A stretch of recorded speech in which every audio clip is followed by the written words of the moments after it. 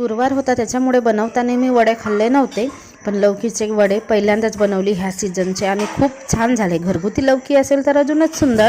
द्रांसनी पाहुण्यांना जाऊ नाही दिलं तर अर्धा उरलेला पीठ होता तो फ्रीजमध्ये ठेवला होता आणि तितक्यातच मुंबईचे पाहुणे आले, त्यांना पण वडे बनवून दिले आणि गावाकडची चव चाखायला त्यांना तर खूप जास्त आवडते।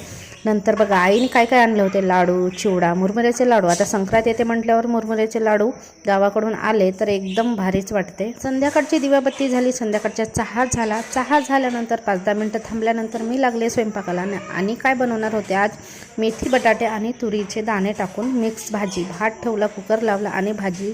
आमच्याकडे मेथीचं आडण बनवले जाते, पातळ भाजी किंवा अशा पद्धतीची सुकी भाजी सुद्धा केली जाते, छान वाटते। पण फोडणी दिला आणि बघा मी मंडईतून काय घेतलं माझ्या स्वतःसाठी, तर मी काल बांगड्या भरून घेतल्या, हिरव्याच बांगड्या छान वाटतात घालायला आणि मी काही जास्त बांगड्या घालत नाही, कधीतरी आवड लागली तर घालते।